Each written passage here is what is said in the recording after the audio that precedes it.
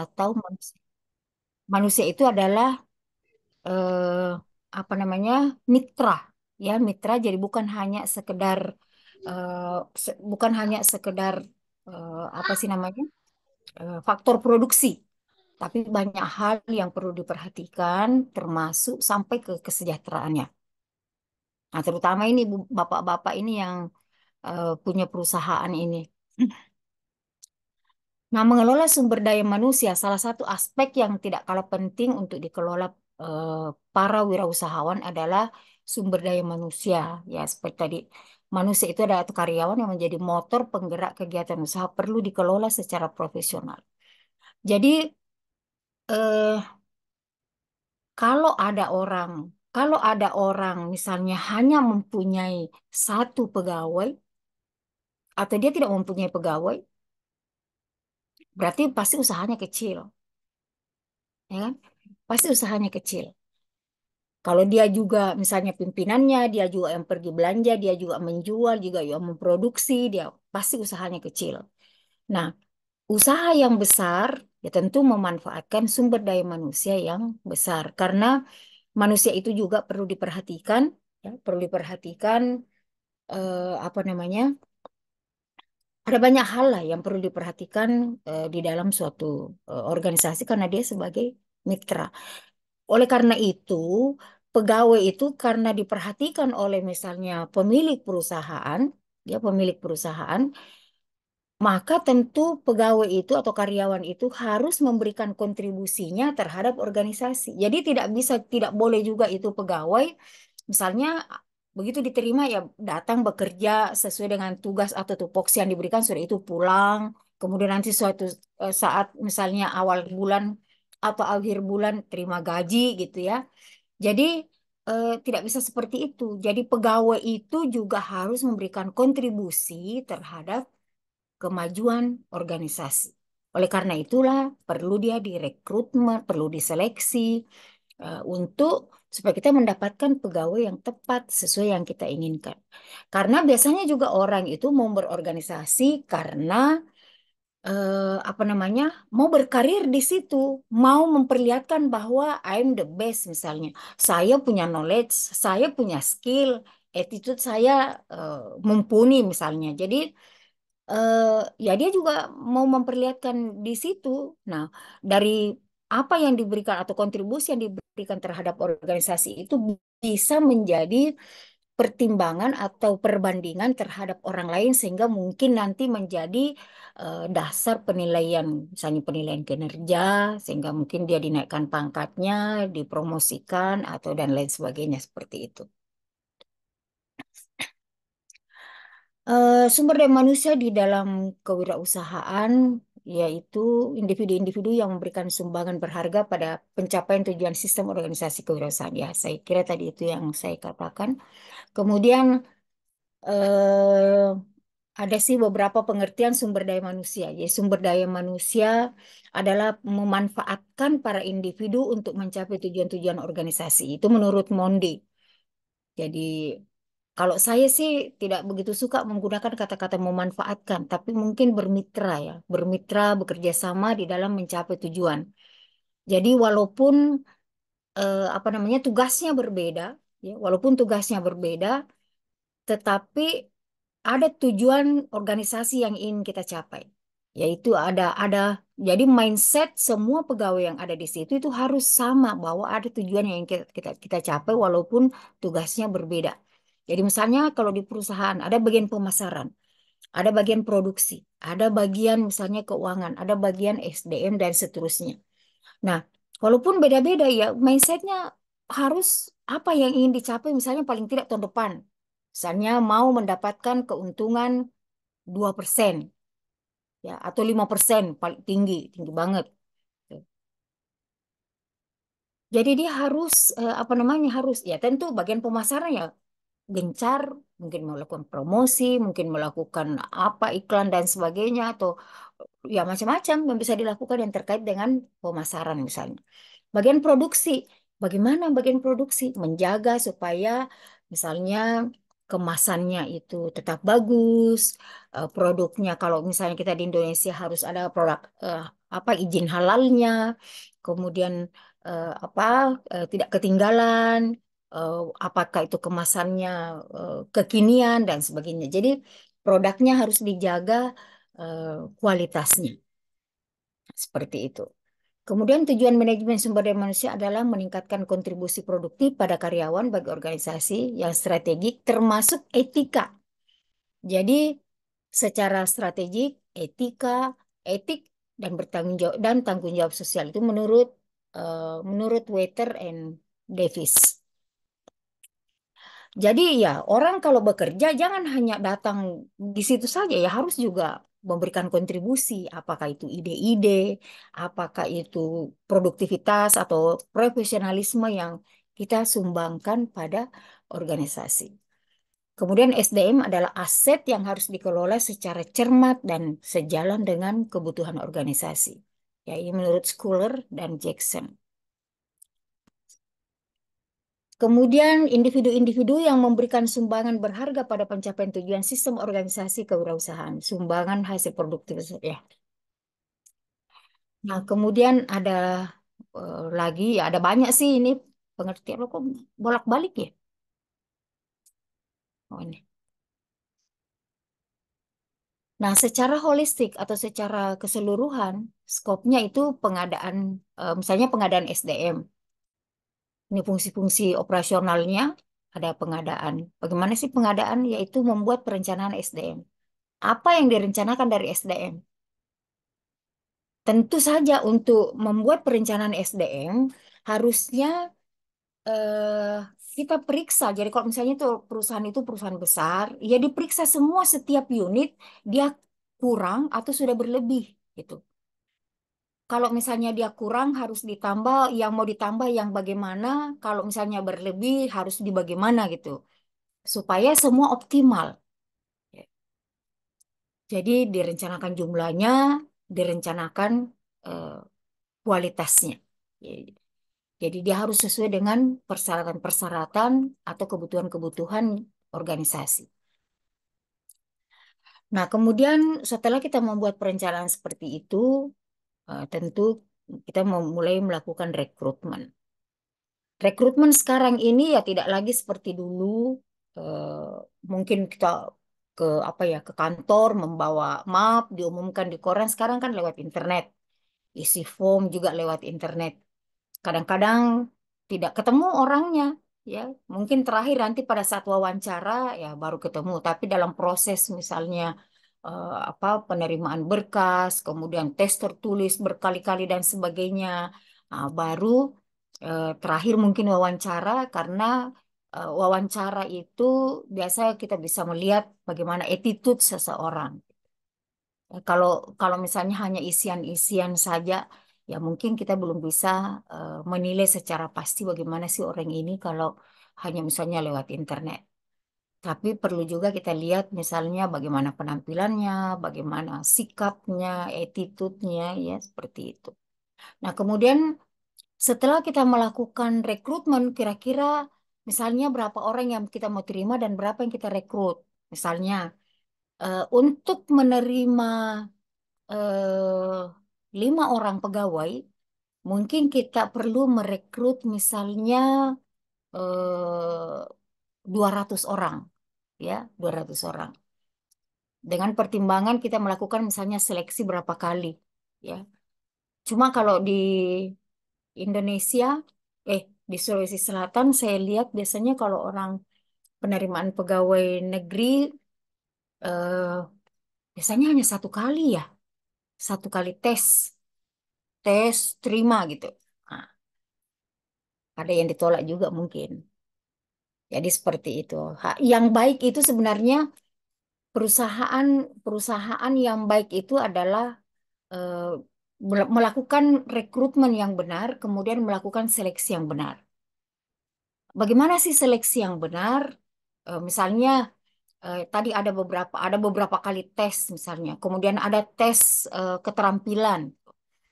Kalau tes keterampilan, misalnya kita mau tahu dia bisa mengetik komputer, ya jangan hanya ditanya-tanya, kasih komputer, suruh dia duduk di situ mengetik, misalnya sekian halaman, tanpa salah. Nah, itu kan seperti itu, menguji keterampilan.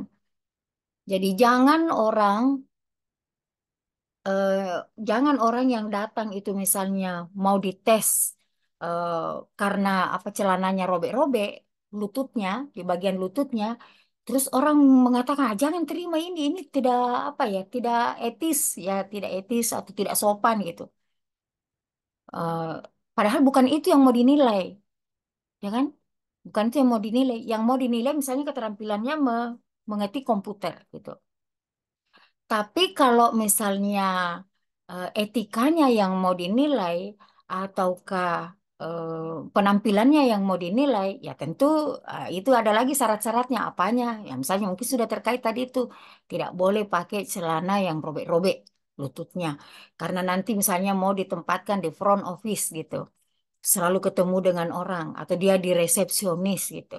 Nah, itu seperti itu. Kemudian setelah kita melakukan seleksi, ya mungkin kita melakukan penempatan.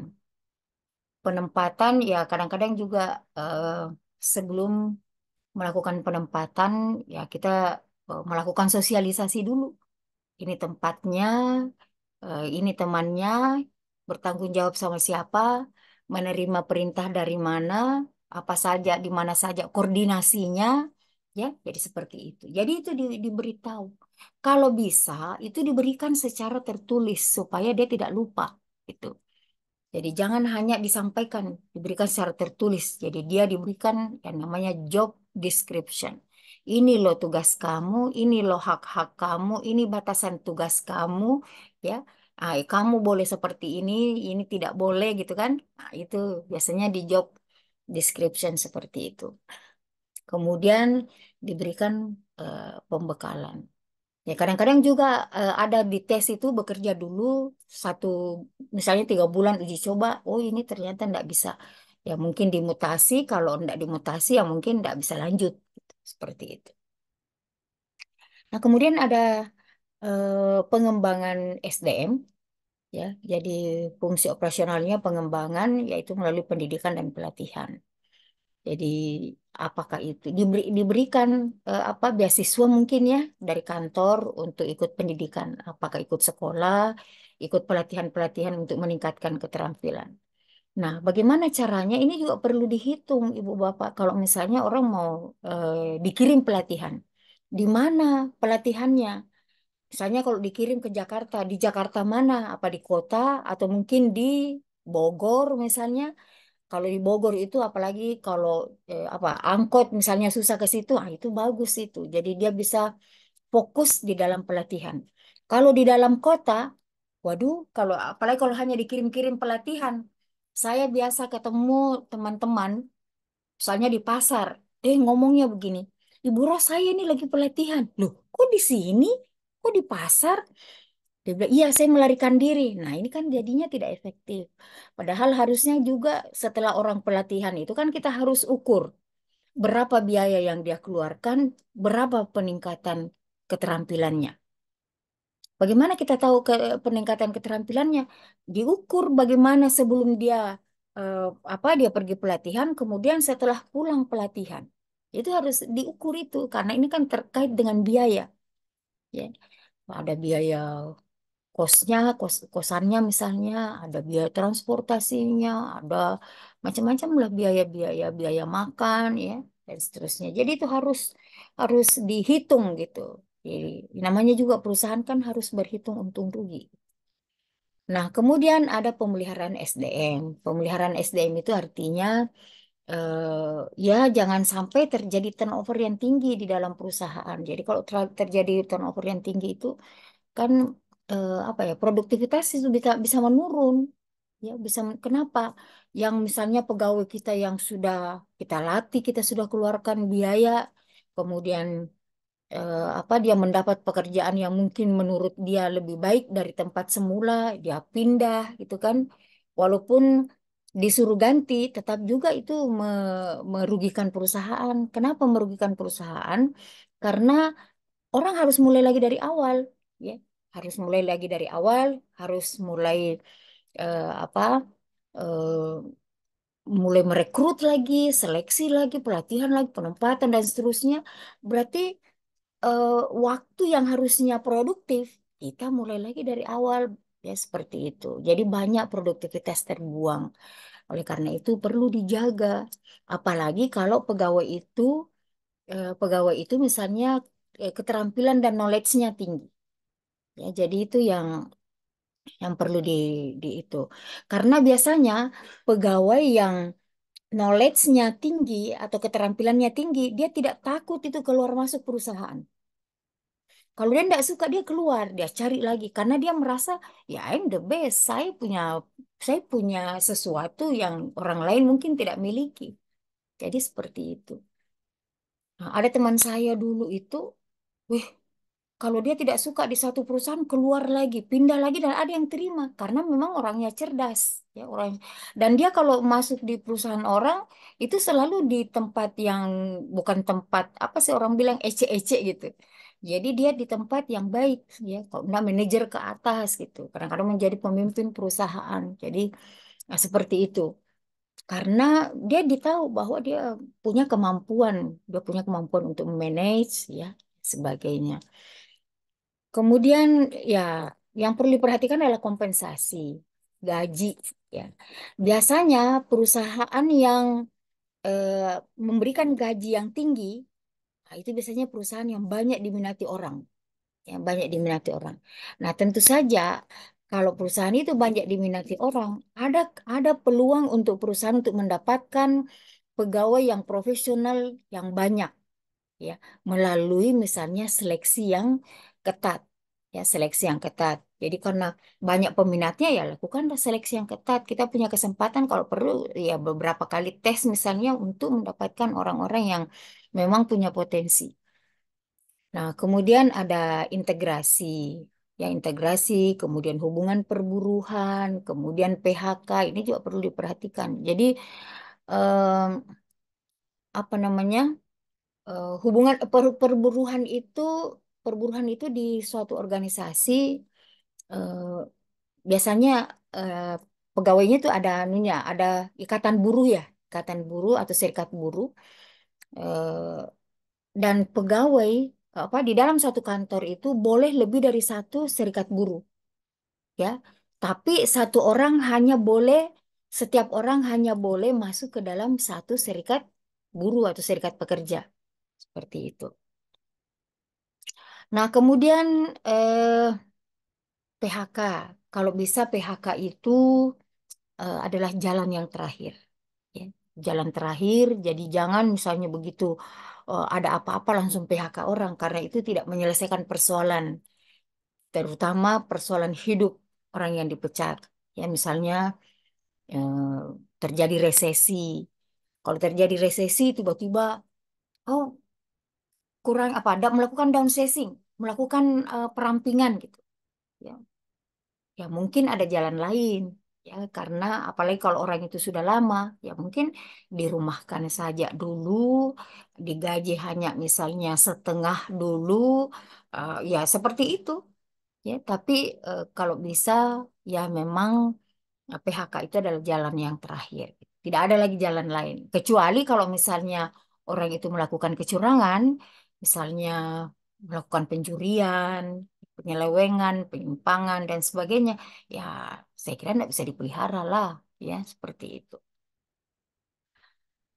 Nah, instrumen-instrumen SDM yaitu ya misalnya melakukan analisis jabatan. Analisis jabatan itu kan eh, meliputi eh, analisis apa job description, kemudian ada apa spesifikasi, jadi apa persyaratan-persyaratan untuk menduduki suatu jabatan, kemudian mengevaluasi jabatan. Mengevaluasi jabatan itu artinya kita harus melihat berat ringannya suatu pekerjaan sehingga nanti orang yang duduk di situ eh, kita bisa kita sudah bisa memperkirakan kira-kira berapa kompensasi yang dia terima.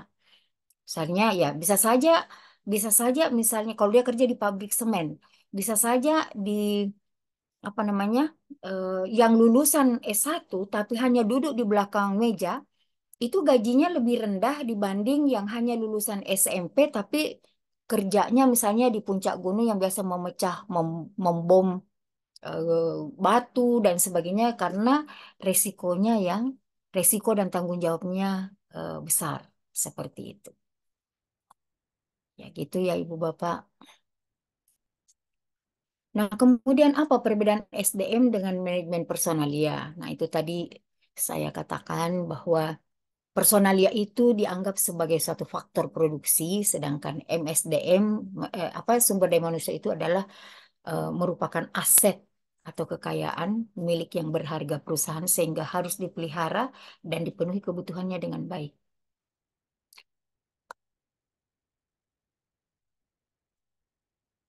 Nah, tujuan tujuan MSDM yaitu ya tujuan ada 4 tujuannya ya, tujuan organisasional, tujuan fungsional, tujuan kemasyarakatan dan tujuan personal. Kalau saya tanya Ibu Bapak misalnya sebagai pemimpin perusahaan yang Bapak dulu apa yang Ibu Bapak dahulukan itu yang mana ya dari keempat ini? Tujuan SDM. Tujuan organisasional, Prof. Ya, Tujuan organisasional dulu. tujuan kenapa Bapak? Ya, karena organisasi kan merupakan kendaraannya untuk kita tempati bersama untuk maju. Sehingga itu yang harus diperkuat kemana arah kita. Lalu kemudian Ya, belakang baru yang dikondisikan mengikutinya. gitu ya. Yang lain itu Fungsional. fungsional. Kenapa Pak Nurdiansa? Nah, harus menentukan dulu fungsi-fungsi bagian-bagian organisasinya dulu, Prof, supaya bisa mencangkup ke tujuan personal ataupun organisasional. Jangan sampai nanti salah penempatan. Gitu ya. Izin Prof, izin Ya, Prof. ya, Kalau silakan Ibu. saya, ya, Ya, kalau saya karena ini MSDM, sumber daya ya, manusia, ya, domainnya apa? Berarti saya tujuannya adalah tujuan personal yang diprioritaskan karena bicara ya, soal MSDM. ya. Ada lagi? Masih ada yang tidak memilih kemasyarakatan. Jadi, ya, sebenarnya sih tujuan ini kan harusnya bekerja secara simultan ya. Cuma kalau misalnya kita sebagai pimpinan ditanya, kira-kira yang mana yang didahulukan? Ya tadi sudah berbagai macam, apa namanya, berbagai macam pendapat. Kalau saya yang ditanya, saya mungkin sependapat dengan Ibu Vira. Jadi personalnya dulu, ya tentu ada organisasinya, ya ada organisasinya. Jadi personalnya dulu, ya. Kemudian apa namanya personalnya dulu ya kita sejahterakan, kita ini kemudian setelah itu eh, kalau itu misalnya personalnya misalnya merasa sejahtera, ya tentu akan berpengaruh terhadap fungsional. Jadi berpengaruh terhadap fungsional. Fungsional itu tadi yang seperti Pak Ardiansa katakan, misalnya ada bagian-bagiannya tadi, ya. Nah, kemudian kalau itu sudah kinerjanya bagus, ya, kalau itu kinerjanya bagus, maka akan mendukung eh, apa namanya mendukung organisasional. Ya, kalau organisasinya sudah bagus secara keseluruhan, maka dia juga punya kewajiban terhadap masyarakat. Jadi apa misalnya eh, ada CSR ya yang ada di lingkungan organisasi. Kalau saya seperti itu Ibu Bapak.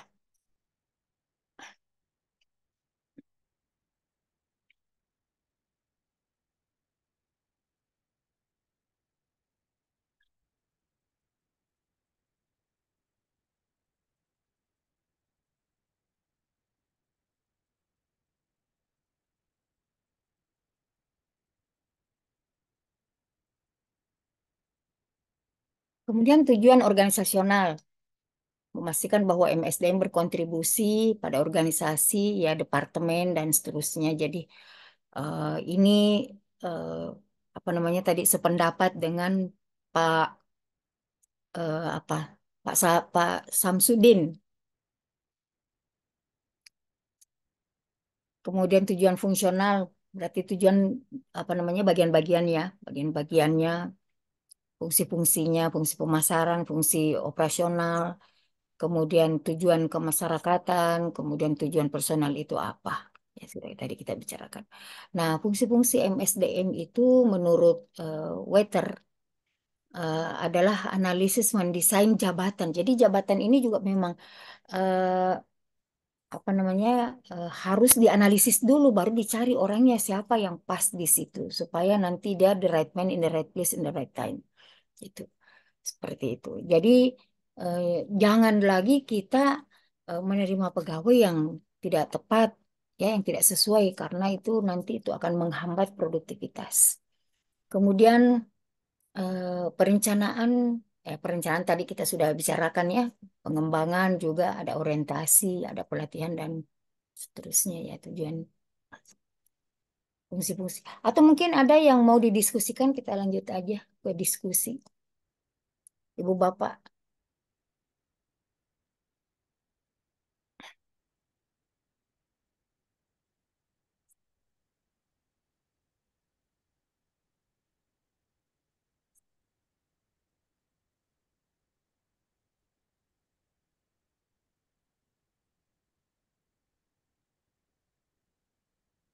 Eh, Baik, Prof. Saya Prof mungkin.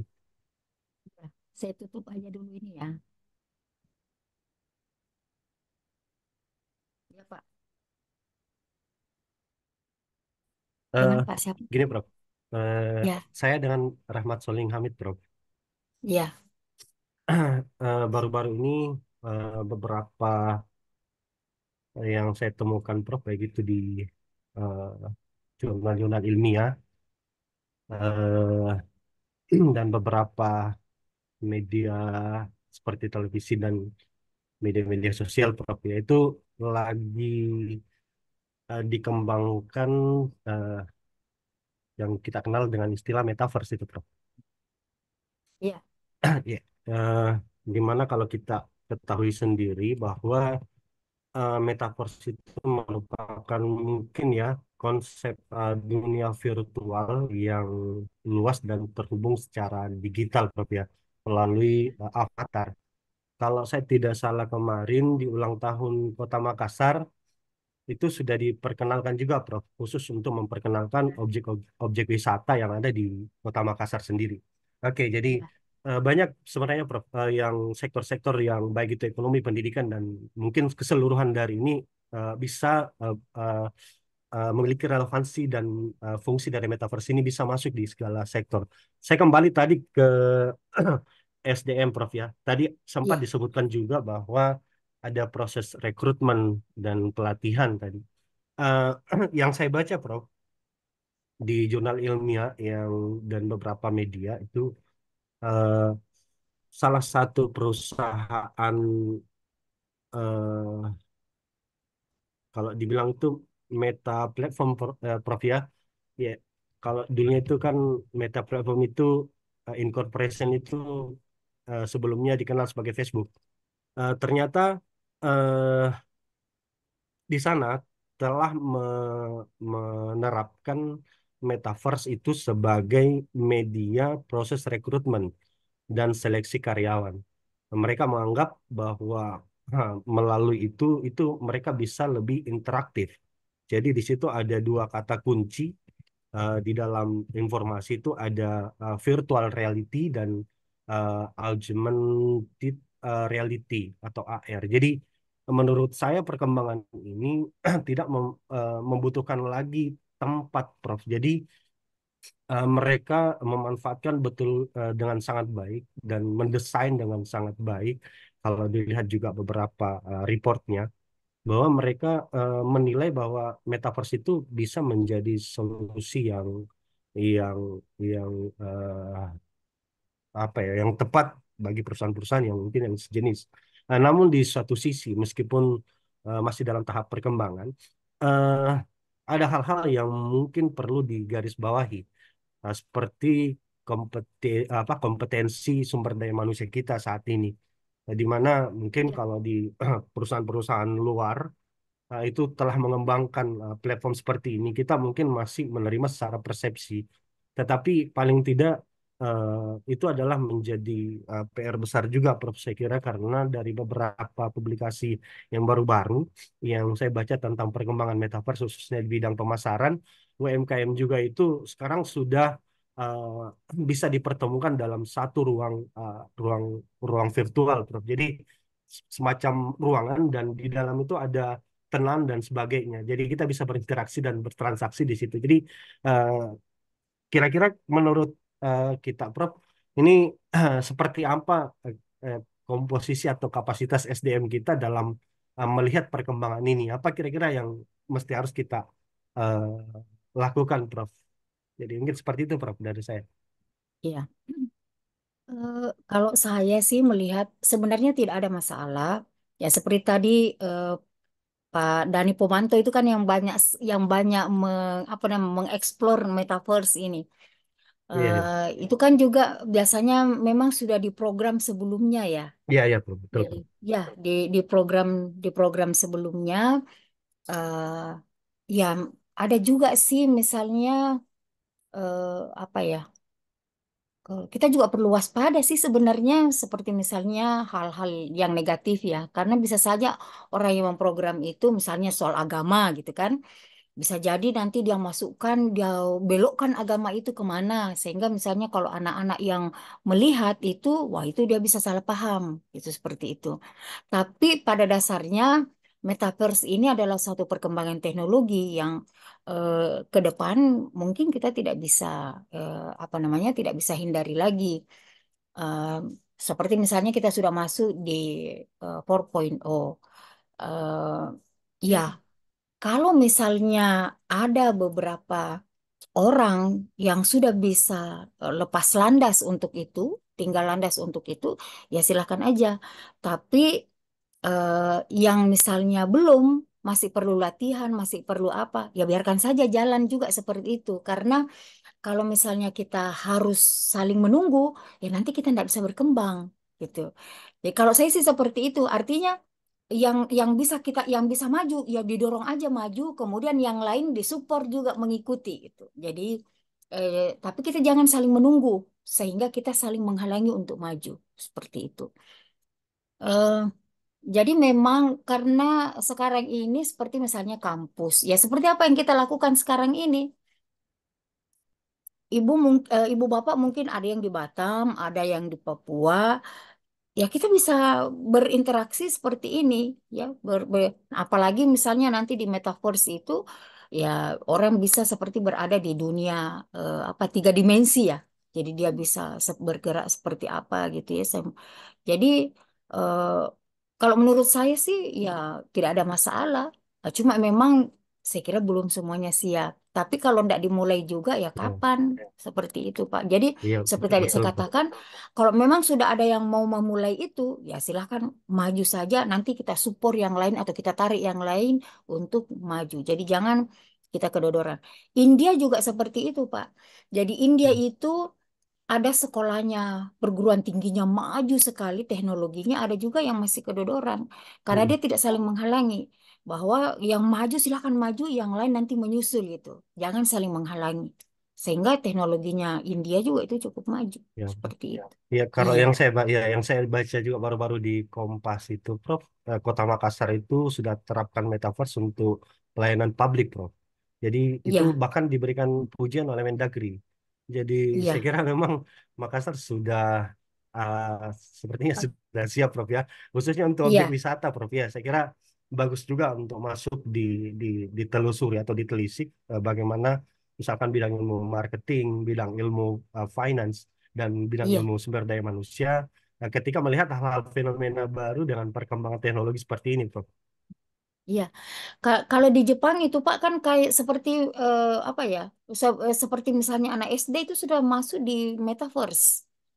Jadi dia misalnya kalau dia belajar misalnya belajar apa ya biologi, nanti itu dia masuk di situ seolah-olah dia berada di situ di tengah hutan, dia berada di apa gitu. Itu dia sudah Iya, iya betul, belajar. Prof. Iya, Iya. Jadi lebih mudah pemahaman iya terhadap betul. Ya, seperti itu. Bisa, Pak. Kalau saya sih setuju aja. Oke, Prof. Terima kasih, Prof. Ya, jadi cuma itu saya lihat ada video tadi ya dikirim teman dari Unhas itu dia bilang teknologi itu sebenarnya banyak orang takut dengan kemajuan itu, kemajuan teknologi Hmm. itu. Tapi sebenarnya eh, kita ini kita terutama kita di Indonesia ini belum maju-maju amat. Iya, belum maju-maju amat gitu. Apalagi teknologi ini boleh kan dibilang alat bantu saja, Pak. Alat bantu yang tidak punya perasaan gitu. Ya, betul, Prof. Ya.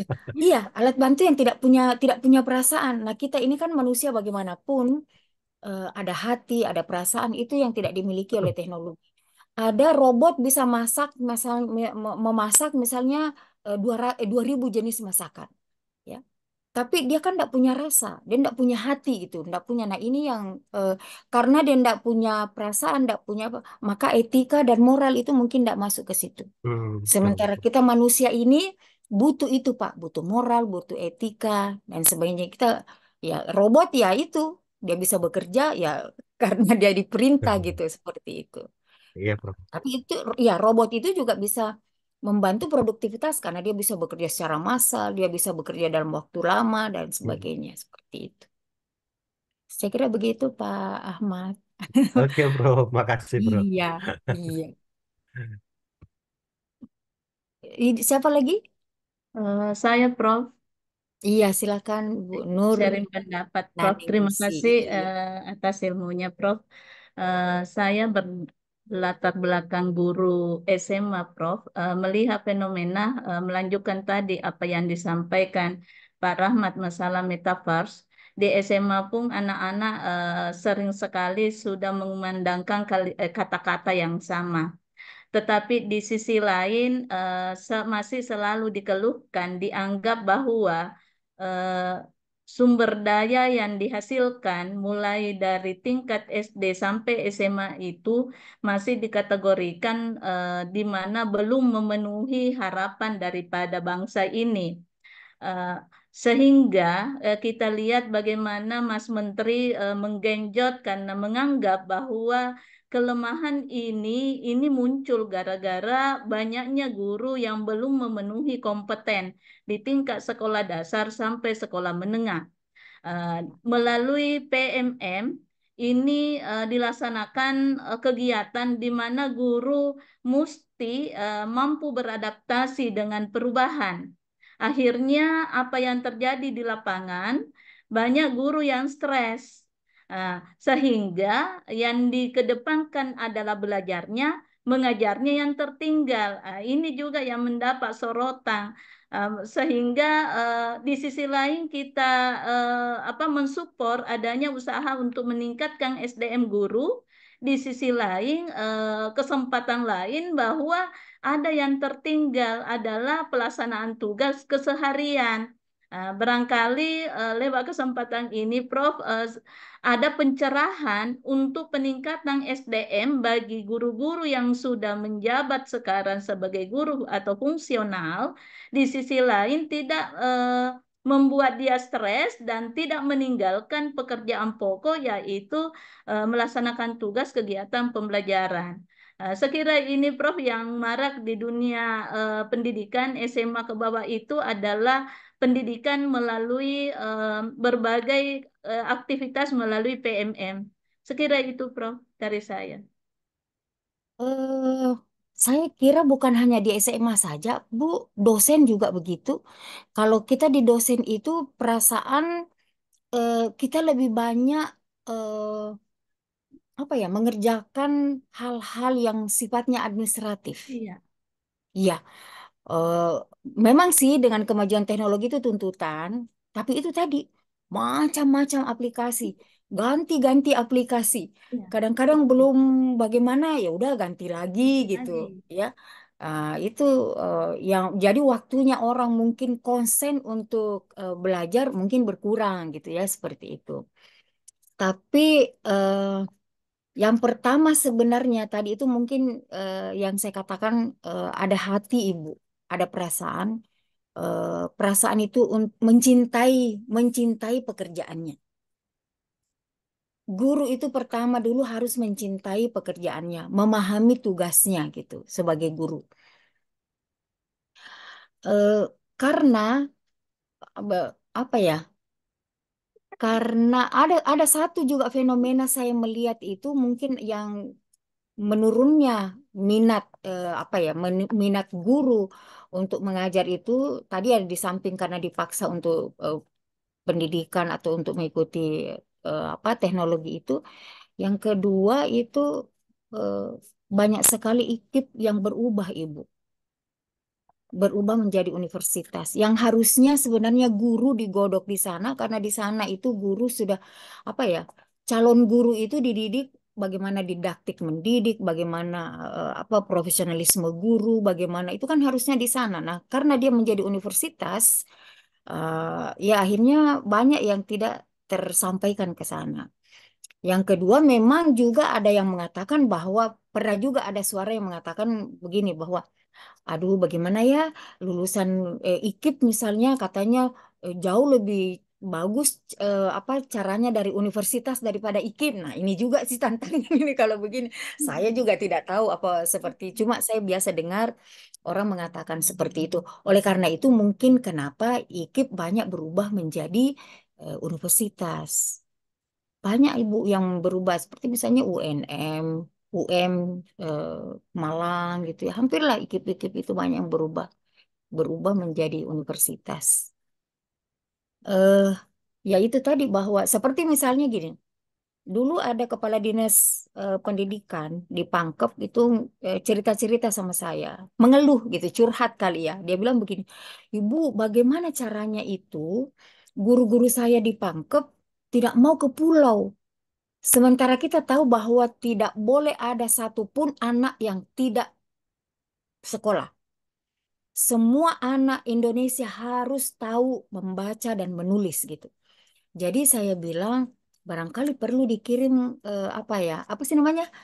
Orang yang dari sana mengajar di sana gitu. Penduduk penduduk asli apa sih namanya istilahnya itu?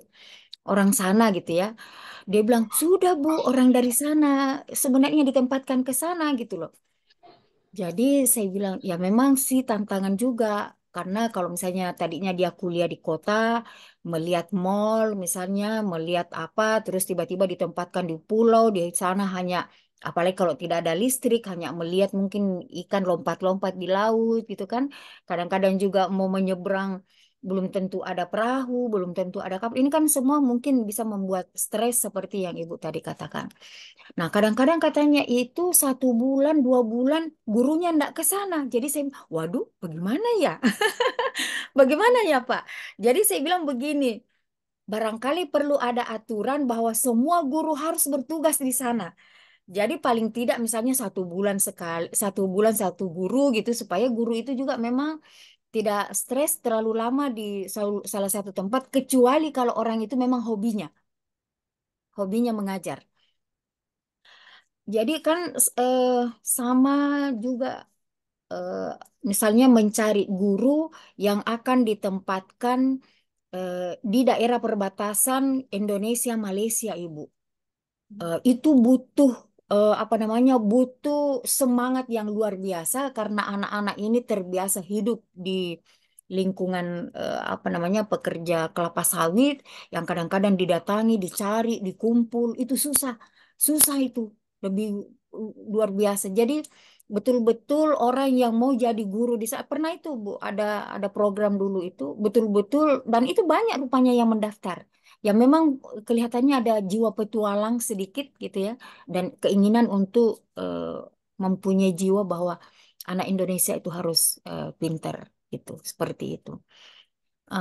Ya itu tadi yang saya bilang mungkin ya tentu Pak Kepala Dinasnya bisa tahu oh ini yang harusnya digilir ke sana misalnya supaya tidak ada alasan anak sekolah di sana itu tidak menerima pembelajaran ya bagaimana mau ikut masuk di metaverse kalau misalnya masih tambah-tambah kurang-kurang saja belum didapat Ibu Pak. Jadi nah ini kasihan juga ini di zaman modern loh. bukan bukan di zaman dulu. Ini sekarang ini seperti itu misalnya di pulau-pulau di Pangkep itu Pak yang jauh tuh harus naik naik speedboat atau naik apa itu sampai ke sana. Tapi memang dimaklumi juga. Nah, itu kadang-kadang makanya juga kadang-kadang saya sedih sekali kalau misalnya saya melihat, mohon maaf kalau ada yang eh, salah memilih dengan saya. Eh, Misalnya ini eh, tawaran tawaran makan siang, makan siang ya, tawaran makan siang oleh calon presiden. Kenapa bukan sekolah itu kan di sekolah di daerah-daerah sana itu kan kadang-kadang juga kursinya ndak beres, dinding sekolahnya juga ndak beres, kadang-kadang hanya apa ya kayak kayu-kayuan dipatok-patok saja begitu, kemudian bangku. Ini kan sangat menyedihkan. Itu dikasih uang berapa ratus juta, itu sudah bisa bagus itu sekolah untuk ukuran misalnya pedesaan seperti itu. Nah, ini kalau misalnya sudah lagi apa makan siang ini, apalagi kalau nanti dibentuk ada kementeriannya, ya Allah ya Rabbi ya Rahman ya Rahim. Jadi satu rumah sakit saja Ibu Bapak, itu sayur bisa di markup. Tahu rumah sakit kan? Makan siang, makan pagi, siang dan malam ada segala macam lauknya. Itu baru dapur loh. Itu bisa di markup mulai dari sayur, sayur macam-macam itu semua di markup. Coba. Bagaimana nanti ini makan siang? Siapa yang kerjakan dan sampai kapan itu dilakukan?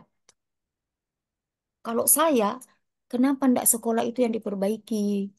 Ya, kenapa kenapa Indonesia ini misalnya dari Sabang sampai Merauke katanya luasnya yang subur, tongkat pun dipancangkan, ditanam itu bisa tumbuh gitu. Kok ndak mencetak sawah, kita mengimpor beras dari negara kecil gitu.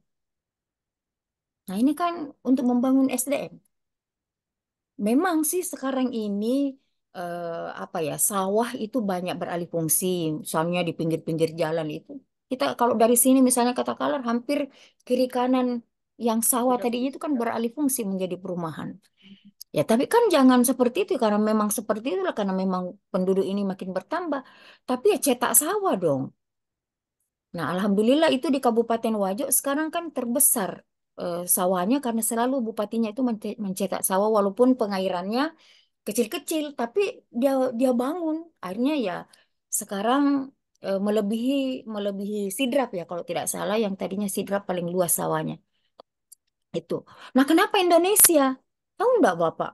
Kalau misalnya beras diimpor itu, yang impor siapa? Yang impor siapa itu? Oligarki kan? Nah, kemudian kalau diimpor itu kan nanti kalau dijual di masyarakat, itu kan harus ada untungnya dong. Rp1.000 saja untungnya per kilo, kali sekian ribu ton. Bukan, baru-baru ini kan ditambah lagi impor 2 juta ton kan? Nah, triliun Pak untungnya. Yang menerima hasil jualannya itu kan siapa? Masyarakat kecil yang menderita. Kalau orang kaya naik berapapun harga beras itu, tidak goyang rekeningnya, Pak. Nah, bagaimana masyarakat kita mau cerdas kalau selalu dibodoh-bodohi sama orang yang mau membodoh-bodohi di atas sana? Kan gitu. Iya tuh. Nah ini kita mau mencerah. Saya kadang-kadang ini saya tuh sedih. Kadang-kadang saya menangis gitu. Saya melihat orang datang, ada yang pingsan, ada apa yang menunggu beras yang murah. Ah, dengan beras yang murah lagi ya Allah ya Rabbi Rahman Rahim. Jadi bagaimana, bagaimana, bagaimana? Ini kan kita mau mencerdaskan Pak. Jadi eh, saya melihat saya melihat bahwa kemarin itu untuk meraih suara asal ceplos aja ngomong bahwa saya akan memberikan makan gratis gitu. Asal ceplos aja. Tapi karena kemungkinannya dia yang jadi presiden, akhirnya digodoklah untuk APBN. Dan itu katanya nanti sebagian diambil dari subsidi termasuk di anggaran pendidikan yang hanya 20%. Bagaimana caranya gurunya juga mau berkualitas juga, guru dan dosennya mau berkualitas kalau nanti biaya penelitian juga sudah kurang, biaya pengabdian juga sudah kurang. Bagaimana kesian guru di Malaysia itu, dosen di Malaysia tuh gajinya 50 juta. Di Indonesia gajinya cuma 5 juta. Gimana itu? Dia semua menanggung juga itu, menanggung. Mau beli buku. Ibu bapak kalau mau beli bukunya Noe saja, manajemen sumber daya manusia di internet, itu harganya berapa, Bu? Harganya 4 juta. Diambil semua gajinya dosen 1 bulan itu. Gimana? Iya. Jadi ini kan orang tidak tidak paham gitu. Kadang-kadang, aduh, eh ya begitulah. Mungkin kalau dosen itu hanya bisa kuer-kuer saja di depan mahasiswanya. Kadang-kadang curhatnya seperti itu. Ya, apa boleh buat? Karena sekarang ini kalau kita bicara dan curhat di luar, langsung dijemput, Pak. Tadi malam saya dengar Egy Sujana sudah dijemput lagi karena protes. Jadi gimana? Gimana? Bagaimana Indonesia ini mau maju gitu seperti itu. Lihat saja nanti, Pak. Kira-kira bagaimana? Bagaimana itu nanti makan gratis itu? Kalau saya sih sebenarnya tidak setuju makan gratis. Kalau saya itu lebih baik sekolah diperbaiki, kemudian fasilitasnya diperbaiki, apa Departemen Pertanian bikin sawah, bikin apa, bikin banyak kok yang di masa kita mengimpor beras, harusnya kita yang mengekspor beras karena negaranya kita luas. Harusnya begitu. Masa kita mengimpor dari Kamboja lagi, negara kecil, seiprit gitu. Masa kita sampai bulan 6 ya kalau tidak salah mengimpor beras. Bayangkan itu Bapak, berapa keuntungan triliun-triliun lah. Dan itu saya tahu juga rahasianya karena ada dulu teman saya anggota partai yang berkuasa, tapi sekarang sudah ndak lagi berpartai, dia menjadi menekuni apa namanya keahliannya sebagai pengacara. Itu yang bercerita juga sama saya. Ya, saya cerita sama mahasiswa itu nanti kalau mendekati pemilu, nanti itu ada impor-impor beras karena untuk biaya sana biaya sini. Tapi 1 tahun mendekati pemilu, saya bersyukur gitu. Alhamdulillah, ternyata pemerintah tidak mengimpor beras. Sesudah itu tiba-tiba ada pengumuman mengimpor beras ternyata. Aduh, jadi ya begitulah Ibu Bapak. Nah, bagaimana kira-kira kita ini mau memajukan, mencerdaskan anak-anak kita? Jadi eh, kalau sebenarnya mau mencerdaskan anak-anak itu, kalau sekarang saya kira tidak ada istilah terlambat ya, karena kita kan ini tidak tahu apakah besok dunia kiamat atau mungkin masih 100 tahun lagi itu dunia masih baik-baik saja kan? Ya, bukan bukan makan gratisnya kali, eh, tapi mungkin apa Kualitas namanya? pendidikannya. Iya, kualitas pendidikannya, kualitas fasilitasnya, kemudian orang tuanya juga dididik supaya bagaimana dia bergizi, bagaimana dia nanti melahirkan anak-anak yang sempurna, yang cerdas, itu kan yang penting. Seperti itu. Kemudian ya memang pemerintah itu harus bersinergi. Departemen Pertanian ya harusnya sih memang sebenarnya menurut saya pemimpin itu tidak lagi apa ya, urusan dunianya itu sudah selesai. Urusan dunianya sudah selesai. Yang ada dalam pikirannya itu harusnya adalah bagaimana mewakafkan dirinya pada negara ini.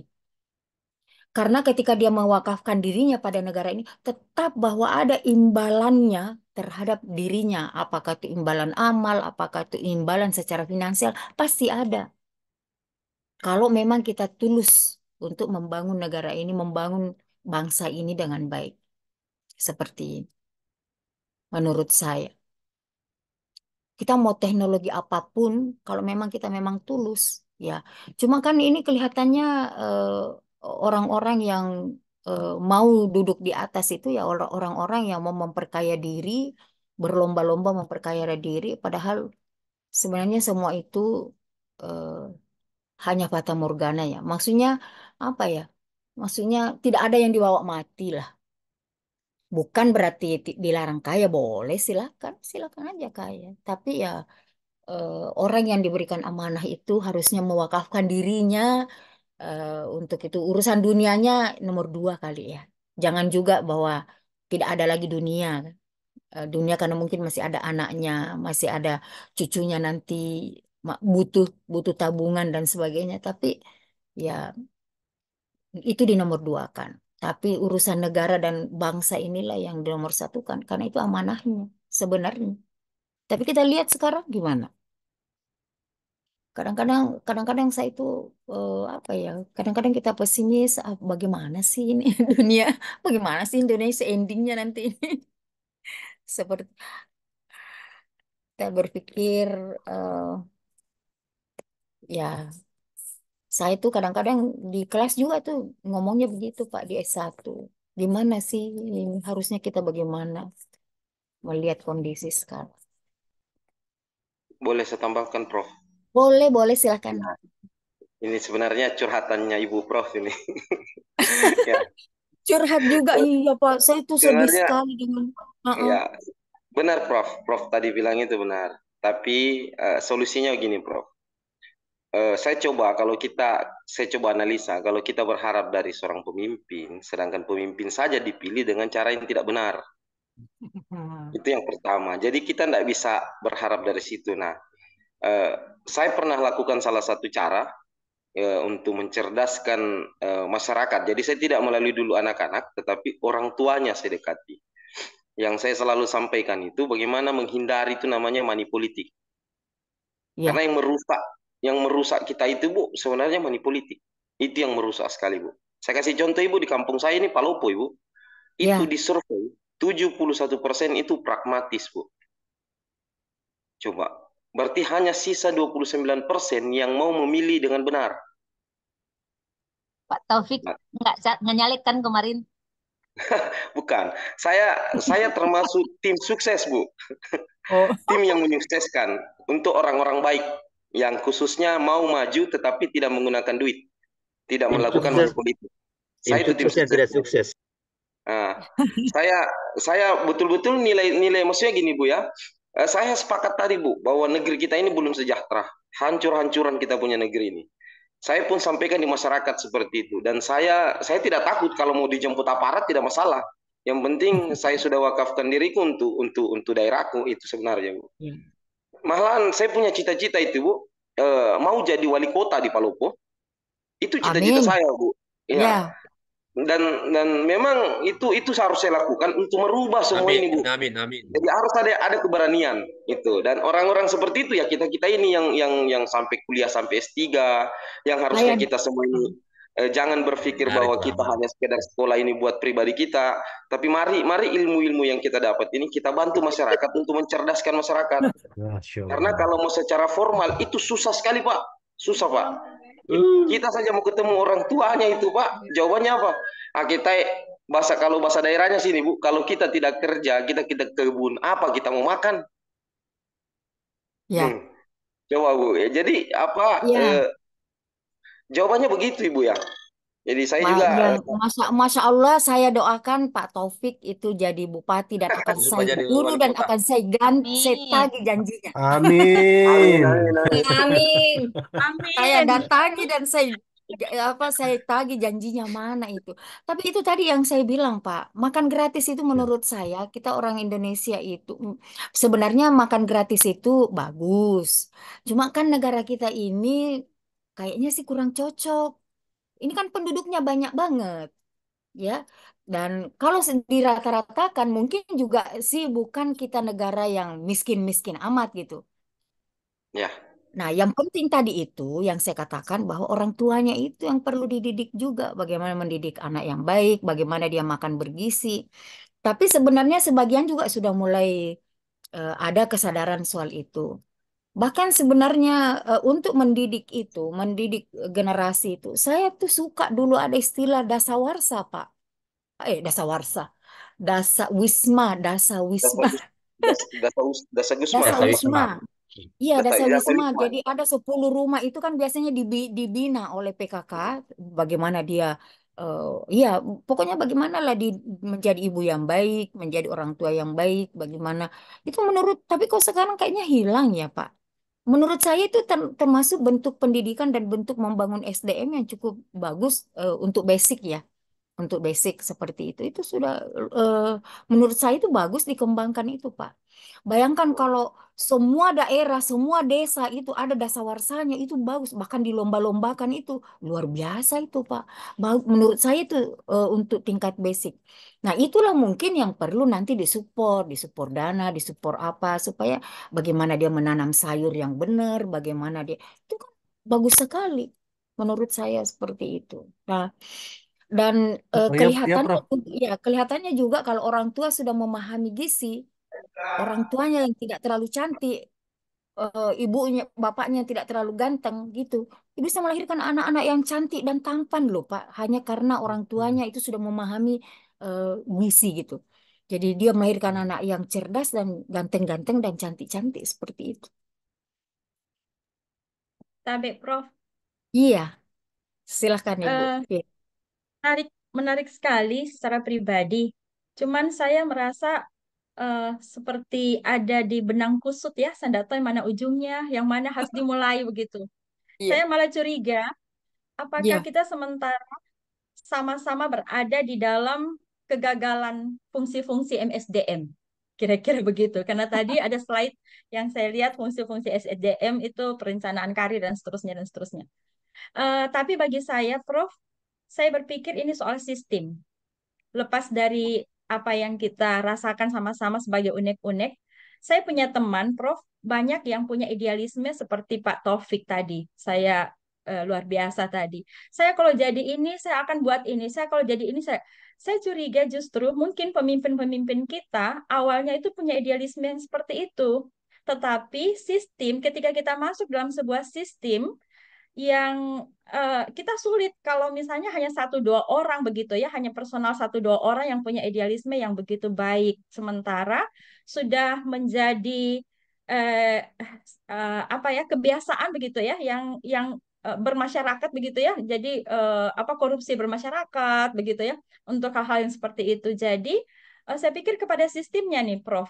Untuk ini, karena sebesar apapun, sebaik apapun idealisme kita, tapi kalau masuk dalam sebuah sistem yang rusak begitu, dan kita tidak tahu ini bagaimana cara memperbaiki sistem yang rusak, karena eh, bagaimanapun pasti kita akan terpengaruhi atau no choice gitu ya. Kita tidak ada punya pilihan. Pileg-pileg yang ada, kita caleg-caleg yang ada atau orang-orang yang ada di legislatif mungkin saja berawal dari sebuah idealisme yang sangat mulia gitu ya. Tetapi pada saat masuk dalam sebuah sistem, kadang-kadang mereka tidak punya pilihan juga. Jadi saya melihat itu kepada sebuah sistem, Prof, yang harus dibenahi. Kira-kira begitu. Eh, ya, memang di samping sistem, kita juga, maksud saya, individu itu juga harus punya komitmen. Komitmen mungkin secara pribadi. Oke, misalnya Pak Taufik, untuk merubah sistem, untuk memperbaiki jalannya sistem, memang kita butuh leader yang punya, apa namanya, yang apa ya, leader yang decision makernya itu bagus, seperti itu. Jadi kalau misalnya wali kota, dia kan sudah menjadi decision maker. Jadi dia mengambil keputusan. Kalau dia di bawah itu susah, itu susah. Kalau dia menjadi pucuk pimpinan mungkin masih bisa dia mengatur sistem itu.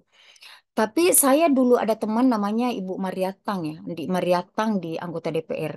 Ketika di DPR itu mulai bagi-bagi komputer, bagi-bagi laptop waktu dia jadi anggota DPR.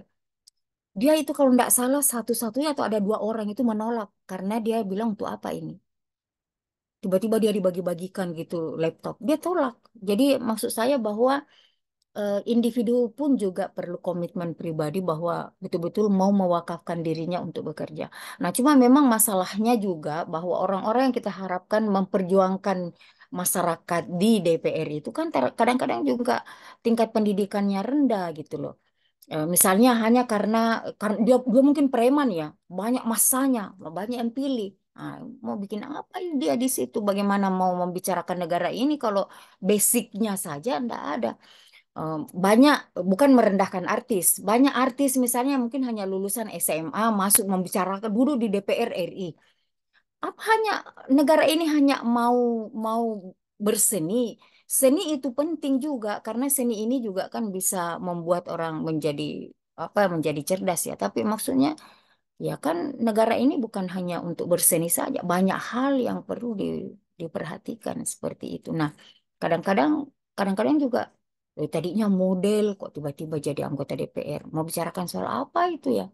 Ya, bukan merendahkan seperti itu. Tadinya seperti misalnya Mulan Jamila tiba-tiba ada menjadi anggota DPR, bukan merendahkan Mulan Jamila tapi waduh gimana ya? Ya seperti itu. Nah, kita kan berharap ini betul-betul yang duduk di sana adalah pemikir, memikirkan bagaimana bangsa ini menjadi lebih baik gitu. Nah, biasanya sih di dunia pendidikan, tapi kan sekarang ini tidak boleh. Jadi begitu dosen misalnya mendaftar aja dia harus keluar, ya kecuali sekarang ini sekarang ini ya gubernur gubernur mau menjadi caleg menjadi apa masih aja menjalankan tugasnya. Kalau dulu kan enggak ya.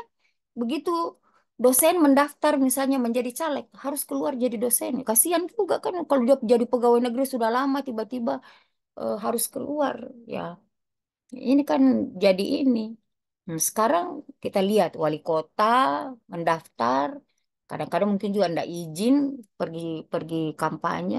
Ya, ini yang kita ini semua yang kadang-kadang membuat apa ya, membuat kita jadi resah gitu ya. Jadi untuk membangun eh, harusnya kan bagaimana mensejahterakan rakyat itu biasanya didasari oleh tingkat pendidikan suatu negara. Bayangkan Pak, Filipina yang negaranya kecil itu berapa profesornya dibanding Indonesia yang seluas ini, yang penduduknya nomor 4 terbesar di dunia. Bayangkan. Malaysia juga. Malaysia itu kan hanya seujung-ujungnya Kalimantan aja. Tapi dia punya profesor lebih banyak dari kita.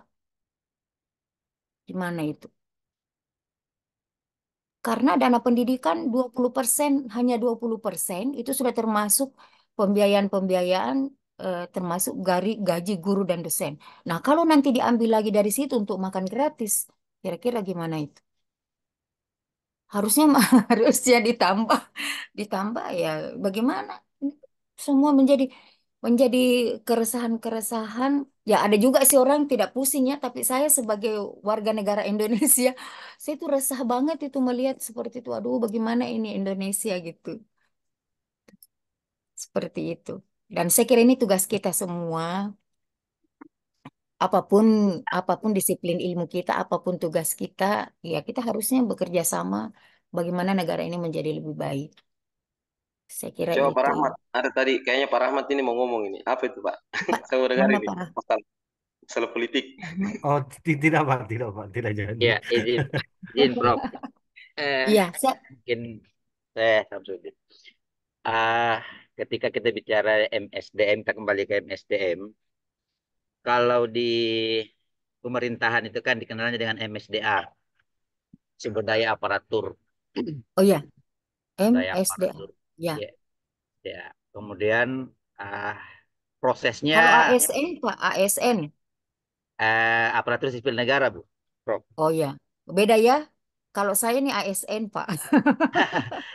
Kan kalau ASN kan terbagi, Prof. Ada ASN P3K, ada ASN pegawai negeri, dan termasuk Oh ada gitu. staf-staf di kepolisian di stasi lembaga itu kan semua ASN, BUMN juga termasuk ASN, Prof. Eh, Oh eh, ya, Memang ada hal yang menurut pengamatan saya memang sangat dilema, dan itu berakar dari mindset kita, memang pola pikir yang agak bergeser jauh. Kalau kita lihat, kami melihat bahwa akhir ini beberapa tahun akhir tahun ini kan ada pengangkatan P3K ya, PPPK, pegawai pemerintah perjanjian kerja. ya. Nah, di situ kami Yang tidak ada melihat, pensiunnya Pak ya. Iya, ada ya, Bro. Di situ kami ya, melihat bahwa karena di tempat saya rata-rata semua dokumennya masuk ke ruangan saya untuk di Kemenak Kabupaten Sinjai. Yang terlintas di pikiran saya bahwa kalau seperti ini semua tenaga yang direkrut, guru ya tenaga pendidik dan pendidikan itu agak memang suram apa gelap-gelap masa depan ini karena uh, kalau saya melihat bahwa dengan kompleksitas pengelolaan di pendidikan terutama di sekolah lalu kemudian sumber daya yang direkrut ditempatkan di situ ya seperti orang ya bayi yang baru lahir disuruh berenang ke laut. Maksud saya adalah ketika sistem aplikasi teknologi menjadi tumpah di dunia pendidikan, sementara yang direkrut masuk di situ adalah orang-orang yang ya, tenaga-tenaga yang memang gaptek lah kalau istilahnya, istilah umumnya. Nah ini akan menjadi keluhan. Nah ujung-ujungnya nanti dia akan mengeluh dan mengeluh yang terjadi. Nah kemudian itu yang persoalan yang pertama. Yang kedua adalah ada memang komitmen yang seperti Prof. tadi sampaikan, komitmen individu memang yang agak-agak bergeser juga. Itu ujungnya juga dari mindset. Kayak melihat bahwa eh, hampir mungkin semua apa dominan itu ketika dia masih statusnya ya kalau istilah honor atau sukarela dia sangat rajin. Tapi begitu dia sudah mendapatkan posisi, apakah dia P3K atau apa, langsung muncul apalagi untuk apa lagi kita rajin, kita kan tidak akan mungkin dipecat. Itu juga lagi Hmm. suatu persoalan juga dari MSDN kita. Kemudian yang ketiga adalah soal distribusi dan analisis jabatan di lingkup pemerintahan itu juga memang agak mandek. Analisis kepegawaian MSDN itu agak mandek sehingga terjadi penumpukan-penumpukan yang tidak efektif. Nah, oleh karena itu kebijakan nasional kita di sini berapa penempatan-penempatan itu semua berada di tangan Menpan, bukan lagi di tangan kementerian lembaga karena P3K yang direkrut pertama itu menjadi sebuah malapetaka karena ada titik yang semua berkumpul di situ, ada sekolah, ada madrasah yang berkumpul semua di situ puluhan guru sampai lebih banyak gurunya daripada kelasnya. Sementara di tempat yang lain itu adalah tidak ada kekurangan guru. Nah, oleh karena itu, begitu terdeteksi, maka Mempan sudah mulai mengambil alih bahwa penempatan sepenuhnya ada di Mempan, analisis kebutuhan sepenuhnya ada di Menpan, dan kementerian lembaga hanya mengusulkan saja. Nah, ini yang menjadi apa namanya harapannya karena di situ kalau mudah-mudahan kebijakan ini bisa berjalan lebih lanjut. Karena memang komitmen komitmen individu itu yang kami melihat di aparatur itu yang agak bergeser dibandingkan yang dulu-dulu. Kita punya aparatur hari ini itu kalimat yang paling dominan adalah mengeluh. Ya, mengeluh, dia hanya datang menunggu lambat datang, cepat pulang. Itu juga penyakit masih juga. Dan kuncinya adalah leadership. Kalau saya pengamatan saya, leadership memang Ya. yang sangat lemah dan konsistensi terhadap penegakan regulasi juga yang sangat kurang. Saya kira begitu yang pengamatan saya, Prof, tentang MSDM kita ini. Makasih. Iya. eh ya, ya seperti itu tadi yang saya katakan di awal bahwa eh, apa namanya job description-nya.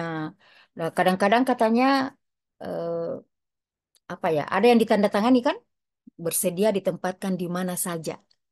Tapi kan kenyataannya itu eh, tidak jalan, ya, tidak jalan. Apalagi kalau kata Pak siapa Ordal ada orang dalam gitu. Itu bisa diatur, ya seperti itu. Akhirnya ada sekolah tidak ada gurunya, ada sekolah yang menumpuk. Tapi kalau misalnya harusnya sebenarnya kalau ada sekolah banyak banyak gurunya, ya harusnya eh, kalau enggak dipindahkan, didistribusikan, ya harusnya mungkin pakai micro teaching ya Pak ya. Micro teaching, no, bukan apa sih? Eh, Eh, apa grup apa istilahnya? Tim Ya, teaching tim gitu loh. teaching. Ya, tim teaching. Jadi ya kalau bisa satu mata pelajaran dua gurunya atau tiga gurunya supaya itu lebih efektif. Harusnya kan begitu pembelajarannya. Tapi yang Tapi menjadi ya, keluhannya lagi, Prof, bahwa mereka selalu karena sudah pernah terima tunjangan profesi, muncul ya, lagi keluhan, hilang lagi saja keluhan lagi. Jadi tempat kami itu paling banyak mengeluh kenapa, kenapa kurang, kenapa kurang, kenapa ini. gajinya juga pendapatannya berkurang. Saya bilang, aduh ini yang jadi problem memang besar. Ya, problem ya Pak, karena eh, memang masalah finansial itu sangat apa ya, sangat riskan untuk kita kita bicarakan gitu. Apalagi zaman sekarang dengan terbukanya terbukanya internet seperti tadi ada metaverse, ada apa startup, ada apa sih kayak Shopee dan lain sebagainya. Waduh, orang ber apa namanya berlomba-lomba membeli yang baru kan informasi kan sangat terbuka Pak. Di HP-nya ada iklan, ada apa. Ini juga membuat sebenarnya manusia-manusia itu banyak yang berubah yang tadinya mungkin ya seperti tadi Bapak katakan bahwa harusnya fokus belajar, membeli buku, tapi mungkin dia pakai membeli apa gitu, membeli skincare kali ya. Jadi eh, ya seperti itu anunya Pak. Ini masalah kita. Nah, kalau misalnya guru-guru itu mengeluh soal apa tunjangan apa sih tukin atau apa sertifikasinya ya sertifikasi gurunya misalnya telat atau dia tidak terima atau tunjangan apa yang bagaimana nanti kalau uang tunjang apa namanya kalau dana pendidikan itu diambil lagi dari untuk dana untuk makan gratis gitu makin makin susah ini guru-guru Pak seperti itu Kalau kalau ah, mengenai program, saya juga tidak terlalu jauh mengikuti, tapi ya kalau program makan gratis siswa, saya pikir tidak ada kendala besar nanti, Prof, kalau itu betul-betul dijalankan. Karena kami melihat itu hanya tinggal pergeseran pergeseran belanja saja. Yang tadinya mungkin kemungkinan besar ada belanja perjalanan dinas yang dianggap hari ini membengkak, itu bisa dialihkan ke situ. Yang kedua, kalau yang selama ini adalah belanja ATK yang begitu besar, dengan sistem online itu kan akan menurun. ya Sehingga itu bisa saja menjadi hanya pengalihan. Jadi kalau memang sistemnya seperti itu, karena kami lihat di perencanaan anggaran itu ada kemungkinan seperti itu, kalau potensi itu yang dilakukan, ya saya pikir tidak terlalu bermasalah. Kecuali kalau memang yang di luar siswa, ya itu yang mungkin agak-agak lain. Tapi kalau khusus di lingkup pendidikan, ya kalau siswa hari ini yang full day, itu kan juga memang sangat membantu. Akan ya tetapi kemudian untuk penganggaran, saya pikir enggak terlalu bermasalah karena hanya pergeseran mata anggaran saja, pergeseran akun. Yang ya menjadi masalah kalau yang di luar itu, yang bukan di pendidikan, ya bukan yang siswa anak-anak sekolah yang harus juga ikut makan siang bersama, wah itu yang menjadi masalah. Gitu kalau pengamatan kami, Prof. barangkali gurunya juga ikut. Jadi apa namanya? Ya kalau misalnya memang ya artinya sistemnya jalan sesuai dengan perencanaan, ya baguslah. Ya tapi kalau seperti tadi yang saya katakan, satu rumah sakit saja itu Pak, sayur bisa di markup. Satu jenis sayur, belum mentimunnya, belum wortelnya, belum kentangnya, belum itu semua di markup Pak. Gimana itu? Itu yang kita kalau misalnya yang Bapak ceritakan itu kan normatif ya. Harusnya memang begitu. Ya, harusnya memang begitu. Masalahnya ini katanya yang saya dengar bahwa di kementerian itu soal soal kayak korup itu kan sudah dianggap apa ya? Sudah dianggap biasa dan bahkan dia mengatakan bahwa kalau orang tidak korup, proyek nggak jalan. Gimana itu? Telanjang bulat loh, Pak. Ngomongnya. Sebenarnya sebenarnya Nggak memang Bu. apa-apa sih. Memang Tambahan Sebenarnya memang begitu. Bu, saya Faktanya begitu. kalau kami melihat memang ada beberapa memang permasalahan besar dalam sistem kenegaraan memang. Ya kalau kita melihat eh, sistem, kita fokus ke persoalan sistem finansial, Ya, eh, keanggaran, memang eh, persoalannya adalah ada di Senayang. Di situ masalah. ada barter politik, ada barter anggaran antara DPR dengan pemerintah. Ini yang masalah besar di dalam saya melihat kita mungkin semua bisa mengamati dan ini juga kami sampaikan Ya, bahwa untuk tahun kemarin 2023 di DPR itu dulu kan ada namanya dana aspirasi. Dana aspirasi lalu kemudian bergeser menjadi dana pokok-pokok pikiran. Dulu dana pokok-pokok pikiran itu aspirasi itu dikelola oleh Setjen DPR, di mana anggota dewan sendiri yang membelanjakan. Tapi kemudian dianggap bahwa itu tidak efektif, maka semua anggaran harus lewat kementerian. Sehingga masing-masing DPR, anggota DPR itu punya mitra dan menitipkan anggarannya di kementerian. Kalau kami misalnya di Kementerian Agama, mitranya adalah Komisi 8 DPR RI, maka semua anggaran kalau di Sulsel ada 9, ya 9 anggota DPR RI itu menitipkan dananya lewat Kementerian Agama. Nah, ini juga akan menjadi masalah besarnya bagi kami yang di kementerian lembaga karena anggaran itu tidak bisa kita gunakan kalau bukan anggota DPR yang gunakan. Sehingga menjadilah kita pada posisi yang terjepit ketika pertanggungjawaban kami kita di apa namanya di departemen di kementerian lembaga harus mempertanggungjawabkan yang membelanjakan dengan adalah anggota DPR dan tim-timnya. Sehingga ini menjadi banyak-banyak yang menjadi persoalan di masalah lalu muncullah bahwa terjadi korupsi seperti itu memang betul.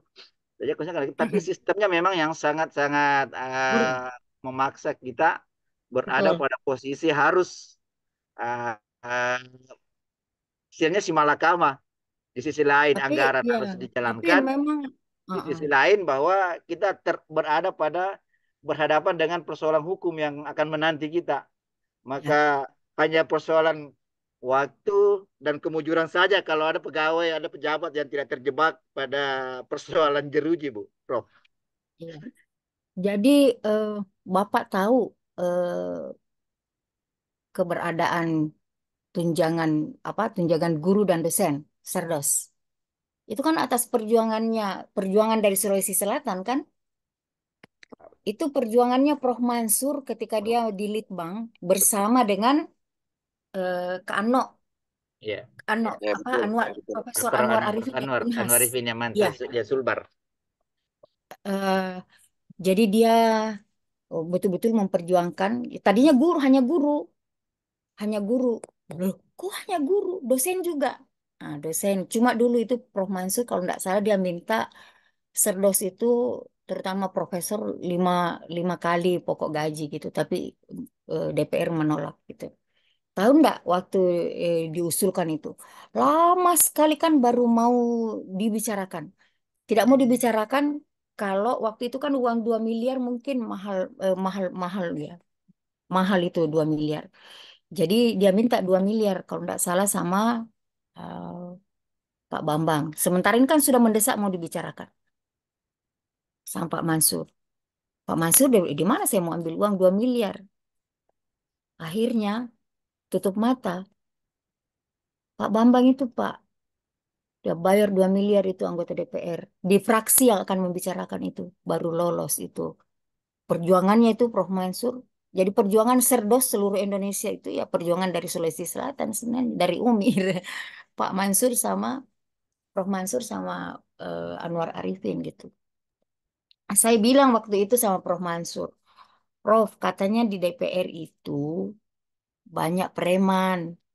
Jadi katanya kalau kita mau eh, mau berhadapan dengan preman ya kita harus juga bergaya preman gitu.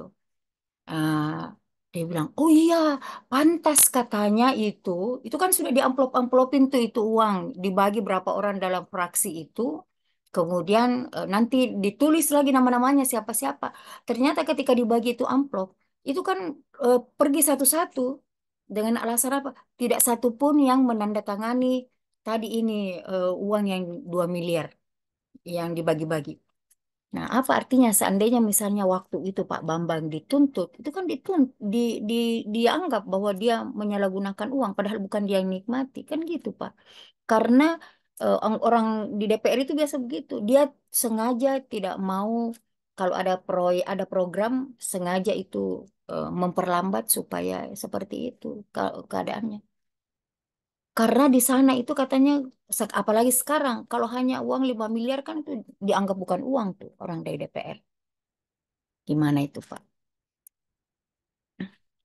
Ya mudah-mudahan ibu bapak yang mau jadi anggota DPR punya komitmen pribadi bahwa mau mewakafkan dirinya untuk negara ini. Tidak dilarang menjadi anggota Taufik, DPR. Pak Taufik dukung Pak Taufik jadi wali kota.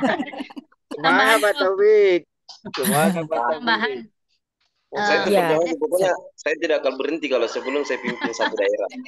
ya, Itu kita doakan Pak, dan saya akan memburu, masih panjang umur, saya akan buru Bapak dan saya akan tagih mana janjinya untuk mensejahterakan rakyat. amin, amin. Insya Allah, Akan Bu. Saya saya, insya Allah. akan saya cari, tunggu saya Pak, saya cari sampai di Palopo. Saya Tambahan dengan Ibu Pasti itu, Tira, Bu. dengan Pasti. ibu-ibu di kelas ini mendatangi Bapak. Mana janjinya, programnya, proyeknya mana. jadi tim Tidak, sukses bukan untuk kita, Prof. tapi untuk masyarakat bagaimana Ya, implementasinya, bagaimana sistemnya, bagaimana itu akan kita tagih itu Pak. ya. Jadi, Prof, Iya, tambahan dari saya terkait semua tadi yang sudah disampaikan oleh teman-teman, mungkin ada satu ungkapan yang selama ini sudah sering juga kita dengar bersama bahwa sistem yang baik itu akan memaksa, sistem yang buruk akan memaksa orang baik itu menjadi Buruk jadi buruk. ya. buruk. Juga Ya, sebaliknya, sistem yang buruk akan ya, memaksa sistem yang baik akan memaksa orang baik itu orang buruk Orang menjadi baik. jahat buruk menjadi itu baik. menjadi baik. Contohnya ya, Ya, contohnya seperti di Jepang misalnya. Di Jepang itu kan di Singapura antri, budayanya antri di sana. Ketika orang Indonesia masuk ke Singapura, itu kan kita dipaksa untuk jadi menteri, orang iya baik. betul. Begitu juga ke Jepang, tidak boleh buang sampah sembarangan. Itu contoh kecil. Jadi kemana-mana kalau ada sisa makanan harus disimpan di kantong. Itu kan sistem yang baik yang memaksa kita yang tidak terbiasa dengan hal-hal itu tuh harus jadi baik di sana. Jadi itu saya kira iya, iya nak, iya nak. Jadi itu mungkin. Saya tambahkan sedikit, Prof. Sebenarnya yang kurang sebenarnya dalam perpolitikan Indonesia itu, Prof, dalam sumber daya manusia itu karena anggota legislatif atau fungsi pengawasan itu tidak berjalan, Prof. Kenapa? Karena orang-orang yang disortir untuk masuk ke DPR itu adalah orang-orang yang tidak sebenarnya menurut saya tidak pantas. Bikin surat saja tidak tahu. Saya Itu sepakat. kejadian di sini, Prof. Bayangkan anak-anak yang baru tamat kuliah S1 ini, Prof, langsung bisa jadi anggota dewan dengan menghamburkan uang sampai sekian miliar. Betul. Itu yang terjadi di kota saya, Prof. Jadi itu tujuannya karena ada pemimpin di sini yang betul-betul mau duduk dengan penuh ambisius yang begitu tinggi sehingga diatur seperti itu supaya orang yang masuk ke dalam DPR nanti itu orang yang bisa diatur. Boleh, boleh, boleh. Itu yang terjadi sebenarnya. Nah, kita mau Apa masuk di istilah, dalam kenapa, Prof? apa istilahnya itu Pak, pemimpin yang mau diatur, gaya Eh, kepemimpinan, gaya kepemimpinan laissez-faire Pak. ya, Alexis Flight, Saya. Dia betul. diangkat itu karena mau diatur gitu. Sebenarnya dia Iya. tidak punya. Makanya tadi kan saya bilang banyak artis. Kemarin tuh saya lihat di YouTube ada ibu siapa yang mantan model itu. Di depannya loh diberitahu. Dia bilang mohon maaf ya. Seperti misalnya ibu sebagai mantan model, kontribusinya apa tuh di DPR? Aduh, itu kan. Harusnya Prof diuji dulu di kampus. Kita uji semua itu anggota dewan, baru baru minta sama partai-partai politik untuk menampilkan itu karena memang regulasinya itu tidak ada di dalam PKPU dan tidak ada memang di dalam aturan-aturan main di dalam perpolitikan Indonesia. Itu memang yang tidak ada. Andai kata saya paling salut sama biasa ada filosof Rocky Gerung itu, Prof. Saya biasa Ya, saya senang dengan kalimat yang sering dikeluarkan bahwa dia bilang gini, bagaimana caranya kita menghasilkan orang yang baik ketika orang itu belum teruji? betul. Itu yang kurang dari kita sebenarnya. Karena orang yang kita pasang misalnya di DPR, Prof, itu tidak berguna karena ilmunya tidak sampai mau menuju ke situ. Jadi ya sudah cari duit saja. Begitu yang terjadi, Prof. Saya kira Teman-teman Pak, saya banyak, Prof, begitu. saya kira Pak Taufik seperti yang disampaikan oleh Ibu Tersinggung saya kalau begitu Pak Taufik saya. bahwa bisa jadi awalnya para pemimpin-pemimpin yang ada di DPR itu yang awalnya orang-orang yang baik, tapi karena sistem, jadi kembali lagi ke sistem. Tidak, Bu. Sistemnya sudah baik, Bu. aturan di DPR itu saya belajar tentang legislatif, Bu. Itu Calon sudah baik, bupati Bu. memang. Cuman orang yang masuk ke dalam itu yang tidak pantas, tidak tahu jalankan aturan itu, Bu. Konsultan. Akhirnya dibodoh-bodoki dia di dalam. Itu Ini Calon curhat wali kota Palopo rekrutmennya habis salah. pertama sukses dari gagal dosen. kayaknya nih, curhat tim sukses gagal. Ah, Enggak sih, berhasil sih, Bu, berhasil.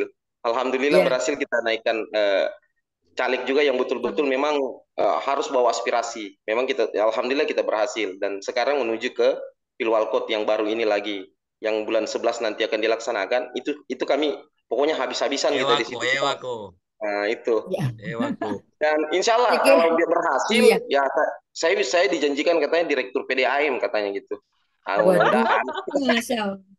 Jadi mendukung Direktur karena PDAM Palopo, Pak.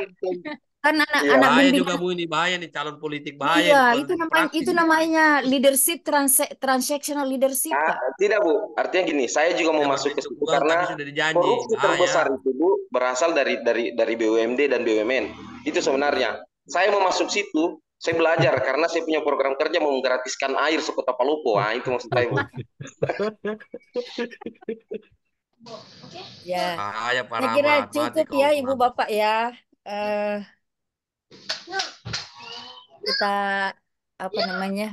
Kita akhiri pertemuan hari ini. Jadi insya Allah apa namanya, karena kami berlima berarti seperti tadi janji saya bahwa dibagi 4 kelompok ya, dibagi 4 kelompok. Nanti 2 kelompok yang presentasi. Nanti saya kirimkan jurnal. Sebentar malam saya cari-carikan jurnal di internet.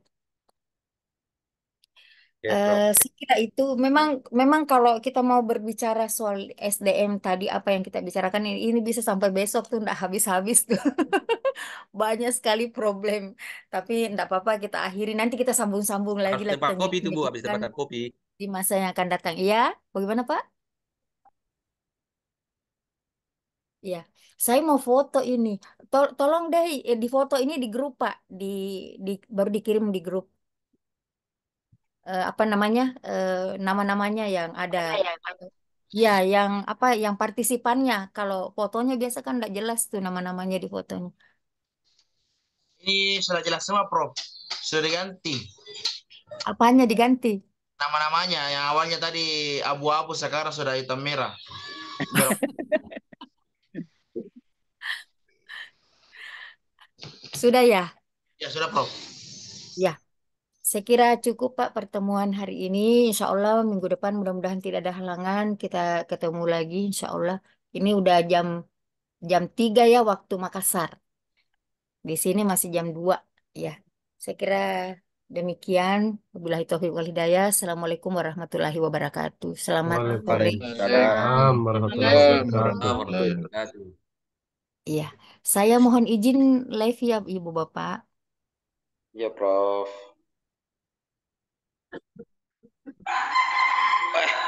Mantap pertahanan tadi ini nih. Memang kali wali kota ini di Perpolitikan. Hai. direktur Kenapa PDAM. Bahaya. Kenapa SDM lari ke politik? Ada hubungannya. Itulah. Ada hubungannya, Pak Haji. Pusing kepala lihat Pak Haji. Saya tidak bisa berkata-kata. Karena saya sama Ibu Fira bukan orang politik. Bagaimana Bu Firadi? Tidak, memang ada hubungannya. MSDM itu penting sekali. Penting sekali tuh. Iya. Jadi memang kalau kita mau kasih bagus negeri, bukan hanya sekedar kita harus belajar tinggi-tinggi, tidak. Tapi bagaimana kita mengajarkan sumber daya manusia yang baik kepada teman-teman atau saudara-saudara yang mungkin tidak bisa sampai kepada memang. itu sebenarnya kalau Ini masalahnya ini Boleh. Boleh jadi wakil bupati yang calon wapres Deh. peraih suara Nah, menurut nah. Quick Count ini dipertanyakan ini Ingat tingkat Pak Taufik, alibi SDM-nya. keempat itu kemerdekaan itu masih di pintu gerbang. iya betul